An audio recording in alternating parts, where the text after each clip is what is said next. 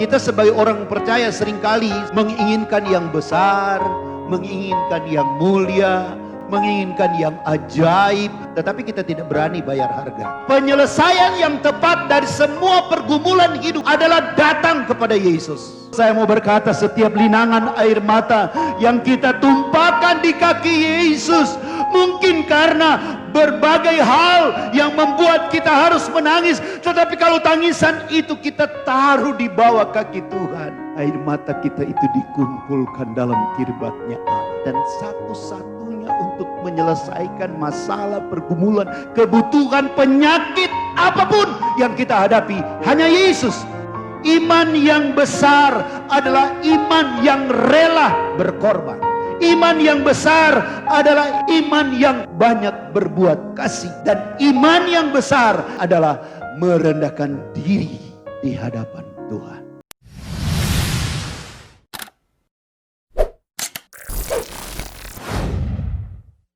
Salam sejahtera dalam kasih Tuhan Yesus.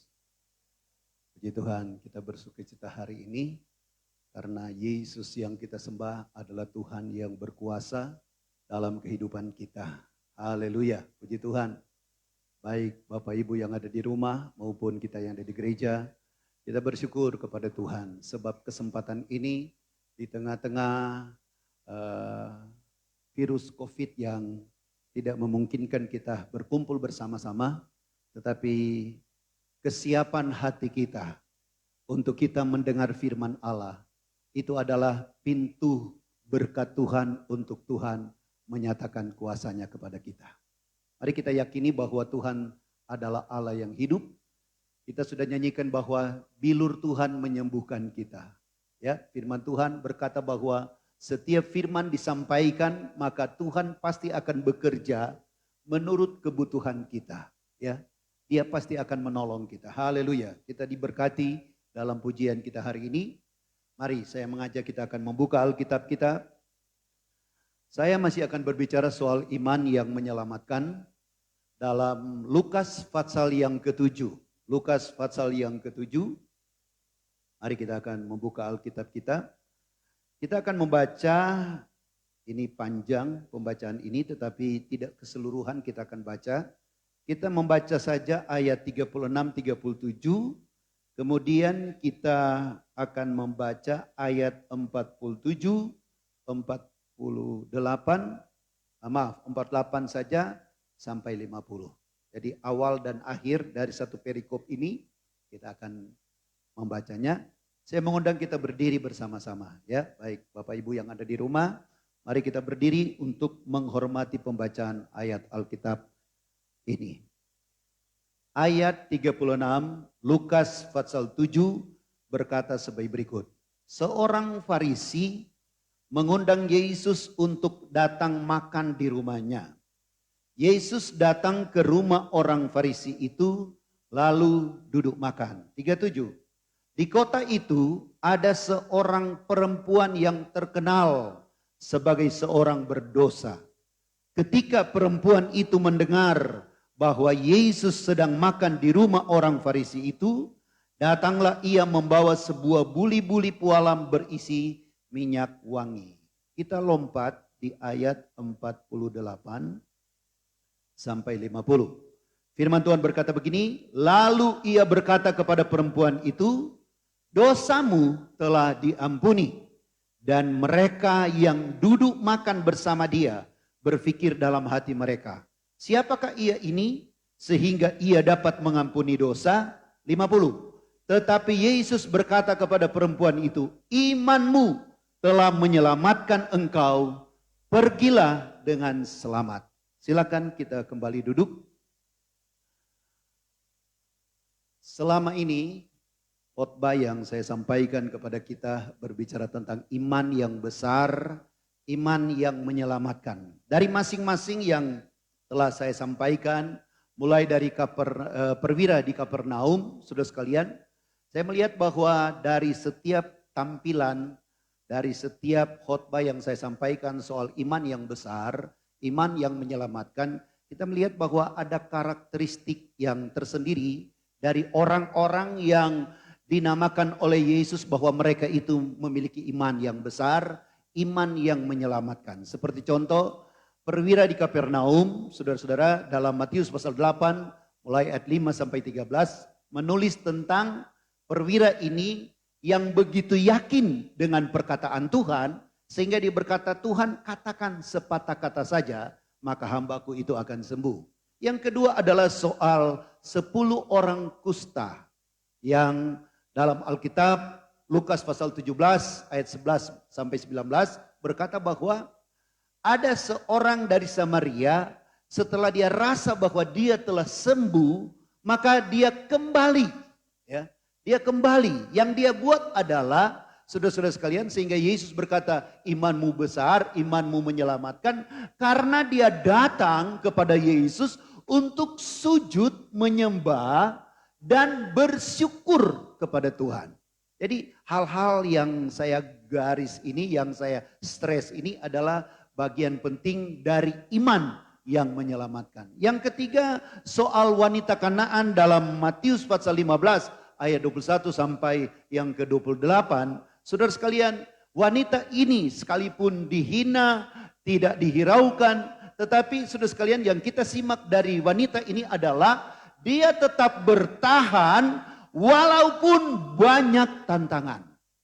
Ini iman yang menyelamatkan. Yang terakhir adalah soal Bartemius. Dalam Markus pasal 10 ayat 46 sampai 52, saudara sekalian, kita kenal Bartemius. Berteriak minta pengasihan Tuhan. Saudara sekalian, dia direndahkan, ditegur, saudara sekalian, tetapi makin keras, ini kata firman Allah, makin keras dia berseru kepada Yesus. Dia tidak patah semangat, ya. Saya harap pengiringan kita kepada Tuhan, beberapa contoh yang saya sampaikan kepada kita beberapa minggu ini dapat memberikan motivasi buat kita. Ya, Bartemius dia tetap semangat apapun yang dia hadapi, ya. Keadaan-keadaan yang sangat membuat hati kita tidak ada gairah, seolah-olah kita mau berbalik dari Tuhan. Dengar baik bahwa Bartemius dia tetap semakin keras dia berseru kepada Tuhan. Pembahasan kita hari ini tentang Lukas pasal 7 ayat 36 sampai 50. Saudara, ini berbicara soal wanita yang berdosa. Wanita yang pendosa besar. Karena saudara sekalian, Alkitab berkata bahwa ini wanita, kalau saudara baca dalam ayat 37, adalah wanita yang sangat berdosa. Nah, saudara sekalian, mari kita akan lihat bahwa dalam Injil Lukas ini pasal 7 ayat 36 sampai 50, saudara sekalian, Lukas hanya menulis 3 tokoh, ya, 3 orang. Pertama Yesus, kedua Simon orang Farisi, kemudian wanita yang berdosa. Ada apa dengan wanita ini, saudara sekalian, sehingga saudara-saudara kalau saudara perhatikan bahwa yang mengundang Yesus untuk makan dalam ayat 36 adalah Simon orang Farisi. Yang seharusnya menerima berkat adalah Simon. Tetapi justru kepada orang lain. Berbeda dengan peristiwa perkawinan di Kana, tuan rumah, tuan pesta mengundang Yesus, yang menerima berkat adalah si tuan pesta. Berbeda dengan Simon orang Farisi ini, ya. Dia undang Yesus tetapi yang terima berkat adalah wanita yang berdosa. Kita lihat ada apa dengan wanita yang saya ingin bahas pada hari ini. Dia dikatakan oleh Yesus ayat 50, pergilah, imanmu menyelamatkan engkau. Mari kita lihat ayat 37. Saudara sekalian, ayat 37 kita lihat ada beberapa hal penting yang dimiliki oleh wanita yang berdosa ini. Ayat 37 dan 38 saya akan baca. Di kota itu ada seorang perempuan yang terkenal sebagai seorang berdosa. Ketika perempuan itu mendengar bahwa Yesus sedang makan di rumah orang Farisi itu, datanglah ia membawa sebuah buli-buli pualam berisi minyak wangi. 38. Sambil menangis, ia pergi berdiri di belakang Yesus dekat kakinya, lalu membasahi kakinya itu dengan air matanya dan menyekanya dengan rambutnya. Kemudian ia mencium kakinya dan meminyakinya dengan minyak wangi itu. Kita lihat yang pertama yang dikatakan dalam ayat 37 bagian A.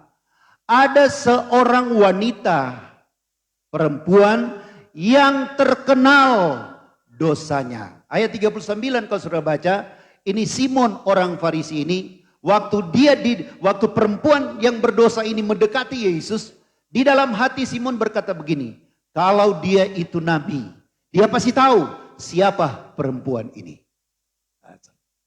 Jadi Simon tahu bahwa ini wanita ini adalah orang yang sangat-sangat berdosa. Saya mau berkata kepada kita, saudara-saudara, Bapak Ibu yang ada di rumah, apakah Tuhan dapat mengampuni dosa yang seperti wanita ini, sebesar seperti wanita ini? Mungkin tidak disebutkan ya, dosa apa yang dia buat, tetapi namanya wanita, saudara sekalian, yang ditulis dalam ayat ini, bahwa saudara sekalian dia banyak melakukan dosa yang besar yang telah dia lakukan.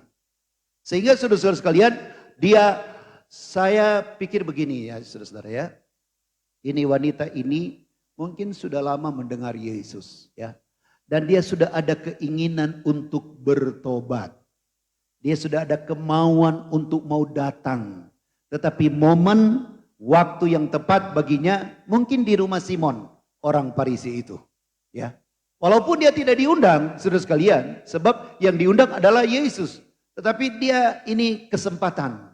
Saya katakan ini adalah kesempatan dalam kesempitan. Ya. Karena bukan diundang, tidak diundang, tapi dia datang. Ya. Dia gunakan momen ini dengan baik. Nah saudara, kita lihat bahwa Tuhan mau mengampuni kita. Apapun dosa kita, asal kita mau datang kepada Tuhan, kita menyesali perbuatan kita, kita pasti akan diampuni oleh Tuhan. Ya, apapun dosa kita. Saya mau katakan kepada kita bahwa iblis, setan, seringkali menanamkan benih buruk dalam hati kita. Sehingga keinginan untuk bertobat, keinginan untuk meninggalkan dosa kita tidak suka. Karena apa? Iblis selalu mengatakan hal-hal yang negatif. Engkau tidak bisa diterima. Tuhan tidak bisa ampuni lagi engkau. Dosamu banyak, dosamu besar. Ini yang ada di hati kita sehingga kita tidak mau datang kepada Tuhan. Tetapi siang ini saya mau katakan kepada kita, sebesar apa dosa kita, Tuhan mau ampuni kita. Asal kita mau datang kepada Dia, kita menyesali perbuatan kita, dan kita melakukan sesuatu yang sangat berharga di mata Tuhan. Seperti wanita ini. Ya. Yang berikut kalau saudara lihat dari ayat 37, ini berkali-kali saya katakan bahwa setelah perempuan itu mendengar ada Yesus di rumah Simon orang Farisi. Sekali lagi saya mau katakan kepada kita bahwa berkali-kali saya ulang-ulang supaya beri telinga kita untuk mendengar firman Allah. Beri telinga kita untuk mendengar yang baik. Apalagi saudara-saudara sekalian, setelah kita mendengar kata bagian ayat 37 bahwa dia datang. Wanita ini dia dengar tentang Yesus, kemudian dia datang. Bapak Ibu saudara-saudara sekalian baik yang ada di rumah. Kita dengar firman Allah, kemudian kita ada tindakan. Kita mau berbuat untuk melakukan respon yang baik dari apa yang kita dengar, maka itulah awal kita akan dipulihkan Tuhan.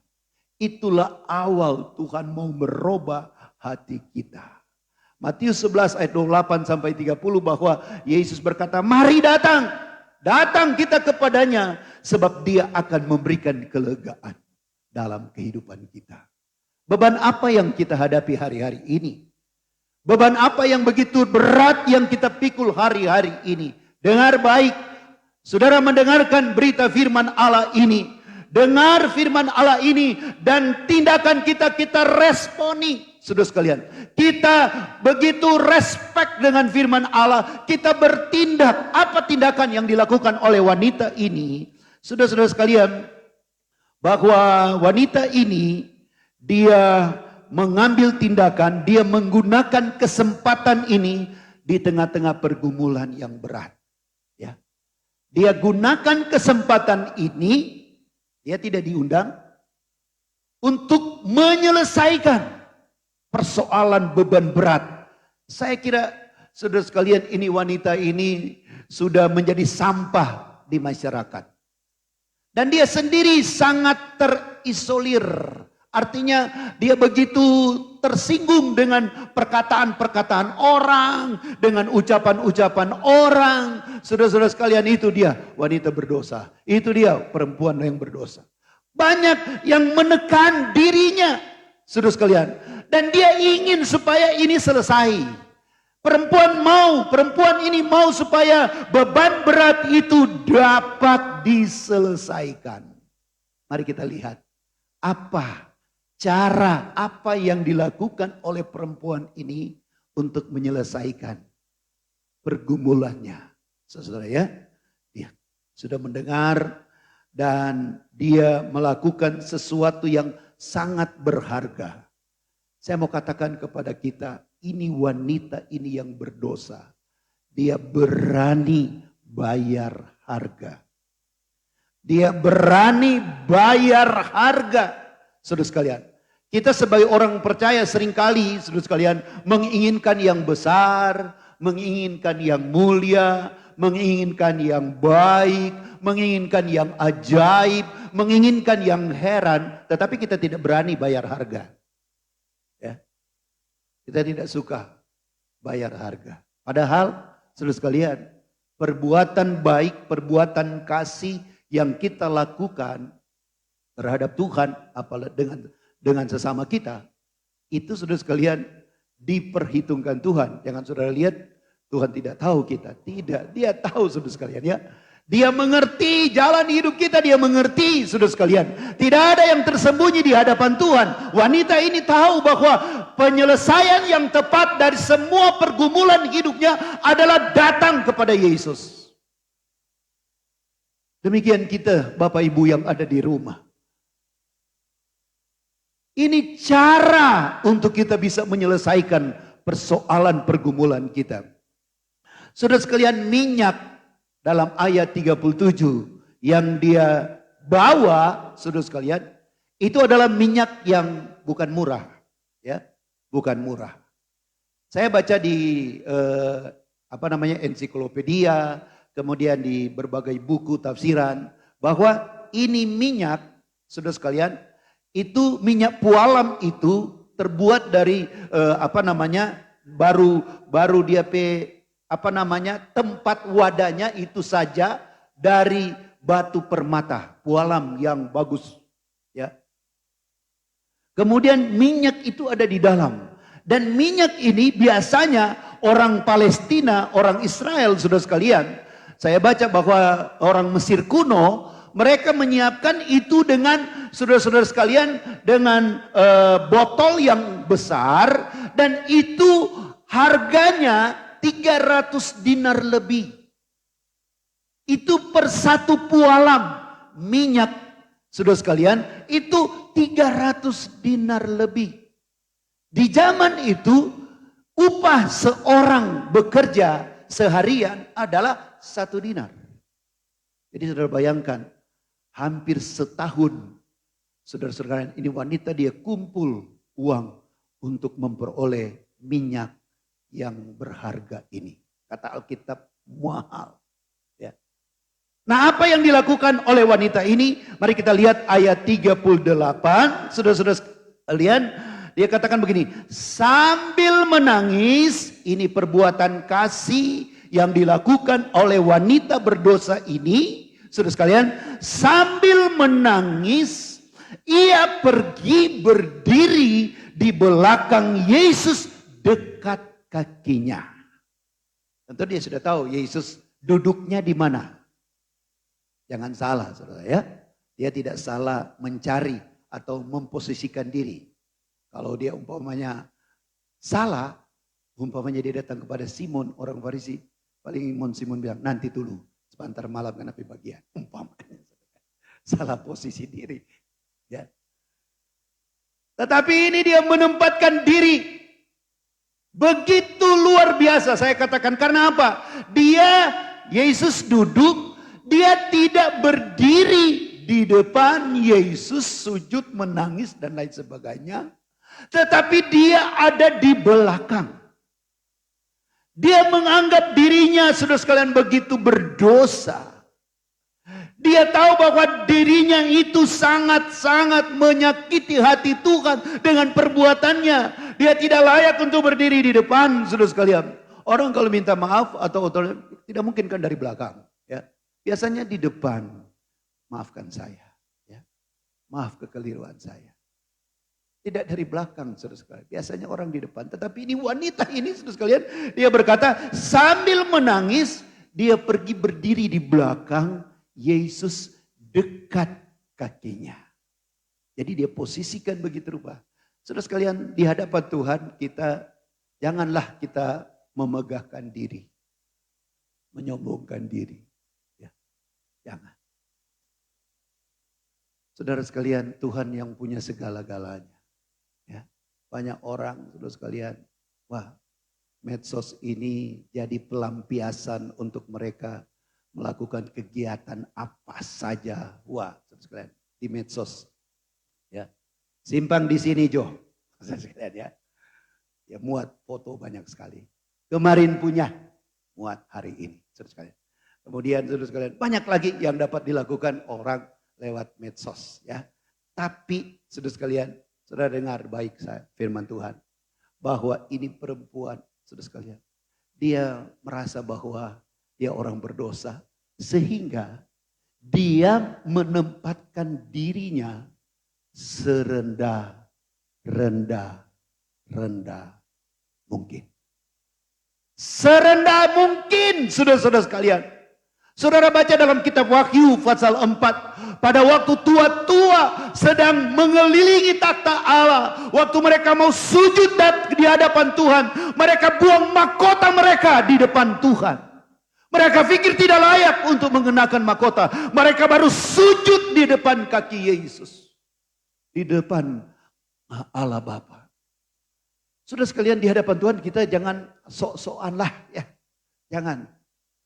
Kita tidak dapat berkat. Lebih baik kita menempatkan diri begitu rendah, saudara sekalian ya, dengan hidup kita. Sebab Tuhan akan mengangkat kita. Tetapi kalau kita saudara sekalian, menganggap diri kita lebih baik, lebih hebat, lebih berkuasa. Wah sayang saudara sekalian ya. Di bidang apa saja, pasti kita akan menemukan kekecewaan apabila itu ada pada kita. Tetapi kalau saudara menempatkan diri seperti wanita ini ya, dia menangis di belakang, dia berdiri di belakang kaki Yesus. Orang mungkin sedang makan, tetapi sedang perempuan ini saudara sekalian melakukan sesuatu yang sangat berharga. Dia melakukan sesuatu perbuatan kasih yang sungguh luar biasa. Saya perhatikan yang kedua dari wanita ini, perbuatan kasih yang dilakukan oleh wanita ini dalam ayat 38. Lalu membasahi kakinya itu dengan air matanya dan menyekanya dengan rambutnya. Jadi saudara bayangkan ya. Jadi saudara sekalian dia berdiri saudara di mana Yesus duduk. Kemudian dia mulai menangis dan menangis itu saudara sekalian dia tumpahkan di bawah kaki Yesus. Dia saudara menangis dan rambutnya, saudara rambut bagi wanita itu adalah mahkota. Ya. mahkota. Jadi rambut adalah mahkota dari wanita ini. Dia tundukkan, kemudian dia mulai seka, ya, bahasa Alkitab. Dia mulai menggosok, mengeringkan air matanya yang dia tumpahkan di bawah kaki Yesus dengan rambutnya. Jadi saya katakan tadi, dia menempatkan diri rendah semungkin dia dapat lakukan itu untuk dia mendapat pengampunan Tuhan. Berikut saudara sekalian, yang ketiga dari pasal 38, kemudian ia mencium kakinya dan meminyakinya dengan minyak wangi itu. Jadi setelah dia menangis, kemudian dia seka dengan dia lap dengan rambutnya. Saudara sekalian ya, kemudian dia tuangkan minyak. Minyak yang mahal tadi yang saya katakan. Saudara sekalian, dia mau berkorban untuk Tuhan, dia rela berkorban, dia tumpahkan. Dia gosok di kaki Yesus. Luar biasa sekali. Ini perbuatan yang sangat-sangat luar biasa. Mungkin kita belum bisa dapat melakukannya. Tetapi wanita ini dia lakukan. Dia tidak peduli banyak orang mau bicara apa. Tetapi di dalam hatinya ini momen yang tepat untuk dia menyelesaikan pergumulannya dengan dosa yang dia hadapi. Dia datang, dia tidak peduli dengan apa kata orang tentang dia. Tetapi Alkitab berkata, saudara sekalian, dia menangis dan menyeka dengan rambutnya. Dia begitu merendahkan diri serendah-rendahnya. Banyak orang cara menangis, saudara ya. Menangis itu wajar ya. Kita siapapun namanya kita hidup di dunia sering air mata itu keluar dari pipi kita, dari mata kita, saudara ya. Dan orang menangis ini karena duka, bisa keluarkan air mata. Kemudian dia ada perpisahan, dia menangis, saudara sekalian. Biasanya saudara sekalian, kalau kita ke Pelabuhan Bitung, saudara sekalian, kemudian pasangan kita mau pergi, wah saudara sekalian, pasti ada derai air mata di sana. Ya, ada menangis karena kehilangan barang yang dia cinta dan lain sebagainya. Ada orang menangis karena sakit, lelah, putus asa, penderitaan, masalah. Banyak ya penyebab dari orang menangis. Orang sering menangis karena kebutuhan. Ada orang menangis karena gembira, saudara sekalian. Tetapi ada orang menangis karena tidak ada sebab. Ada lagu Manado, dia bilang begini. Mengame-ngame Rai sinapa. Nyandak bikin apa kata? Menangis tanpa ada sebab. Tapi wanita ini bukan seperti bahasa orang Manado mengame-ngame Rai sinapa, saudara sekalian. Tetapi wanita ini dia menangis. Ada penyesalan dengan dosa-dosa yang banyak itu yang dia telah perbuat dan dia ingin selesaikan itu. Sehingga dia mengeluarkan air mata di depan di kaki Yesus. Oh, saya mau berkata, setiap linangan air mata yang kita tumpahkan di kaki Yesus, mungkin karena berbagai hal yang membuat kita harus menangis, tetapi kalau tangisan itu kita taruh di bawah kaki Tuhan, oh kata Alkitab apa saudara? Dikumpulkan di kirbatnya Allah. Air mata kita itu dikumpulkan dalam kirbatnya Allah. Dan itu bisa menjadi berkat bagi kita. Dan itu bisa menjadi penghukuman dalam kitab Wahyu katakan. Ya, penghukuman air mata kita. Itu sebabnya saya mau berkata kepada kita, tidak salah kalau saudara sekalian berdoa. Dan sering kita mengeluarkan air mata. Dengar baik saudara sekalian. Karena Tuhan tahu pergumulan kita. Dan satu-satunya untuk menyelesaikan masalah, pergumulan, kebutuhan, penyakit, apapun yang kita hadapi. Hanya Yesus, hanya Tuhan. Itu sebabnya perempuan ini tidak salah. Dia curahkan isi hatinya, dia seka dengan rambutnya, baru kemudian dia tuangkan minyak. Menarik. Saudara lihat dalam firman Allah, maka Yesus berkata, kalau saudara baca keseluruhan satu perikop itu, Yesus bilang kepada Simon begini, Simon, aku mau berkata sesuatu kepadamu. Simon katakan, katakanlah guru. Ada dua orang yang berhutang kepada si pelepas uang. Ada yang 500 dinar, ada yang 50 dinar. Karena mereka tidak sanggup membayarnya lagi, maka si pelepas hutang itu, si pelepas uang itu berkata kepada dua orang ini, tidak usah dibayar, lunas, selesai. Saudara sekalian, Yesus bertanya kepada Simon, Simon, siapakah dari dua orang ini yang patut berterima kasih kepada si pelepas uang itu? Jawab Simon, tentu yang 500 dinar itu. Si 500 dinar ini pasti akan merasa bersenang, bersuka cita karena banyak sekali uang yang harus dia bayar. Sekarang dikatakan selesai, lunas. Dialah yang akan banyak berterima kasih. Yesus katakan, betul pendapatmu.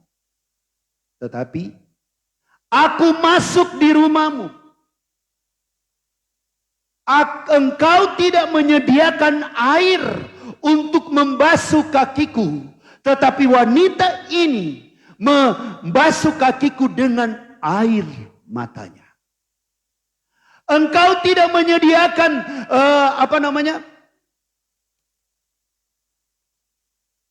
minyak wangi untuk meminyaki kepalaku. Tetapi wanita ini meminyaki kakiku.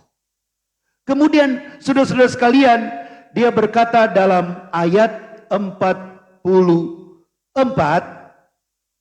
ayat 45. Engkau tidak mencium aku, tetapi sejak aku masuk, ia tidak berhenti-hentinya mencium kakiku.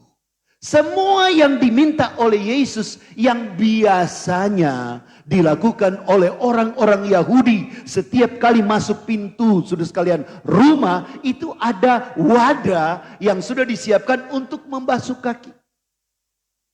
Dan Yesus katakan kepada Simon, engkau tidak menyiapkan itu, tetapi wanita ini tidak henti-hentinya untuk meminyaki, untuk membersihkan air matanya, dia tumpahkan untuk di bawah kakiku.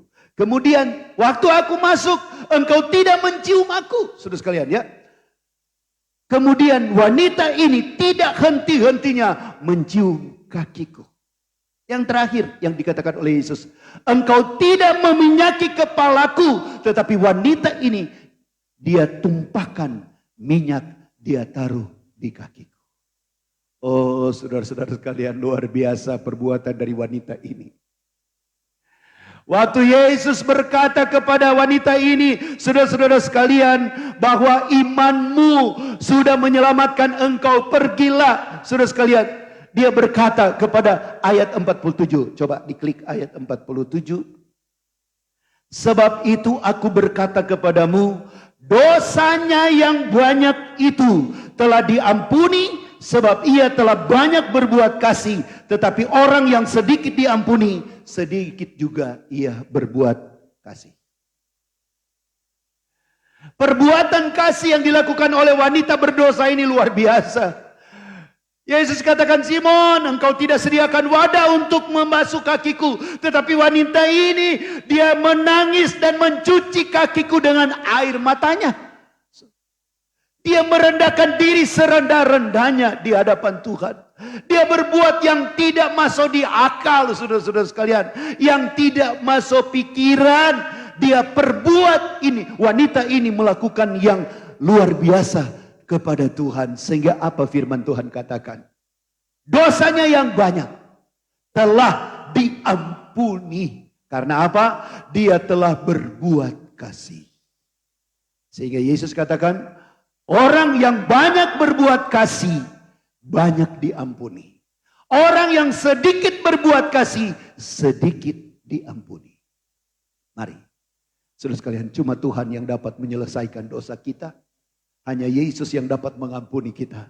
Tetapi saya mengajak kita, harga yang dibayar oleh wanita ini adalah dia berbuat kasih yang seperti ayat 38. Dia gunakan air matanya untuk mencuci kaki Yesus. Dia gunakan rambutnya untuk menyeka kaki Yesus. Kemudian saudara-saudara sekalian, dia tuang minyak yang mahal, yang dia beli, yang dia sudah kumpul begitu lama. Dia korbankan di bawah kaki Yesus. Saya catat di sini bahwa iman yang besar adalah iman yang siap bayar harga. Iman yang besar adalah iman yang rela berkorban. Iman yang besar adalah iman yang berbuat kasih. Dan iman yang besar yang dimiliki oleh wanita ini adalah merendahkan diri di hadapan Tuhan. Itu iman yang menyelamatkan. Sehingga saudara-saudara sekalian, saya mau katakan kepada kita bahwa kalau kita datang kepada Tuhan, mengakui salah dan dosa kita, kemudian kita berbuat kasih, kita merendahkan diri kita di hadapan Tuhan. Oh, saudara sekalian, Allah akan menaruh mata dengan perbuatan yang kita lakukan. Jangan menganggap diri benar, saudara ya. Selama kita menganggap diri kita benar, kita jauh dari mata Tuhan. Tetapi kalau kita bisa merendahkan diri, datang kepada Tuhan, saudara, dia akan, saudara sekalian, menyambut kita. Saya membacakan beberapa ayat. 1 Petrus pasal 2 ayat 20. Sebab kalau kita banyak berbuat kasih, maka itu anugerah bukan kepada kita, tetapi anugerah kita kepada Allah. Lucu kan? Biasa anugerah dari atas, dari Tuhan. Tetapi kalau kita mau berbuat kasih, kata Petrus bahwa itu perbuatan kita kepada Allah. Pasal 2 ayat 20 dikatakan begini. Sebab dapatkah disebut pujian jika kamu menderita pukulan karena kamu berbuat dosa? Umpamanya kamu mencuri, kedapatan dipukul-pukul, ya salah sendiri. Tetapi jika kamu berbuat baik dan karena itu kamu harus menderita, dengarkan ini, maka itu adalah kasih karunia pada Allah. Dengar, biasa kasih karunia dari Tuhan. Betul tidak? Betul toh? Kasih karunia datang dari Tuhan, rahmat datang dari Tuhan. Tapi kalau kita mau berbuat kasih, apakah itu kepada sesama, apalagi kepada Tuhan, maka firman Tuhan, Petrus berkata, itu adalah kasih karunia kita kepada Allah. Berikut 3 Yohanes pasal 1 ayat 11. 3 Yohanes pasal 1 ayat yang ke-11, dia berkata begini. Saudaraku yang kekasih, janganlah meniru yang jahat, melainkan yang baik. Barang siapa berbuat baik, ia berasal dari Allah. Tetapi barang siapa berbuat jahat, ia tidak pernah melihat Allah.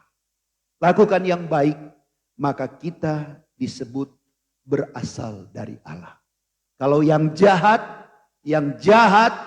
ya, kalau hati kita iri hati, ada kedengkian, saudara sekalian, itu perbuatan jahat yang ada di dalam diri kita. Ada perbuatan jahat dari luar, tetapi ada perbuatan yang jahat yang ada di dalam diri kita.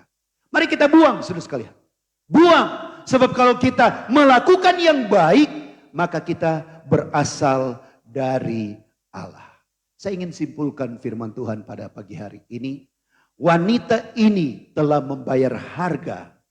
Harga yang dia bayar yaitu, saudara sekalian, ada beberapa hal, saudara simak. Yang pertama, dia rela berkorban. Ya, yang pertama, dia rela berkorban. Minyak wangi yang mahal itu harus keluar biaya. Itu harus keluar duit yang besar.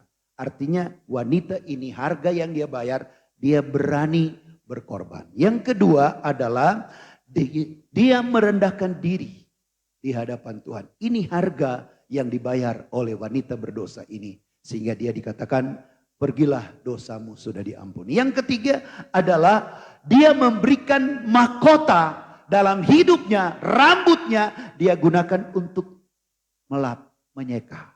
Ya. Air mata yang dia tumpahkan. Dia tidak pikir mau apa kata orang, dia lakukan. Itu kan, saudara sekalian, orang Jawa, ya, orang Jawa. Kalau umpamanya sudah berani kepalanya kita pegang atau rambut mereka kita pegang, mereka sangat-sangat marah. Mereka tidak suka karena mereka tahu itu adalah mahkota. Wanita ini taruh di kaki Yesus. Yang terakhir adalah dia menangis berduka cita karena dosa yang telah dia lakukan yang begitu banyak. Jadi ada tangisan, ada penyelesaian, ada penyesalan dengan dosa yang telah dia perbuat. Sehingga dia taruh air matanya di kaki Yesus. Kita datang kepada Tuhan, saudara. Kalau kita datang kepada Tuhan, Tuhan sambut kita. Dia menyambut kita dan dia akan memberikan kelegaan, memberikan kepastian, dia akan memberikan penghiburan, dia akan memberikan kekuatan kepada kita. Saya mau beritahu kepada saudara bahwa dunia bukan lebih membaik. Dunia bukan lebih membaik, tetapi dia akan menuju kepada kegenapan firman Allah. Jalan keluar dari semua permasalahan yang kita hadapi di hari-hari ini adalah datang kepada Tuhan. Tempatkan diri kita seperti itu, seperti wanita ini. Kita akan lihat kemuliaan Tuhan.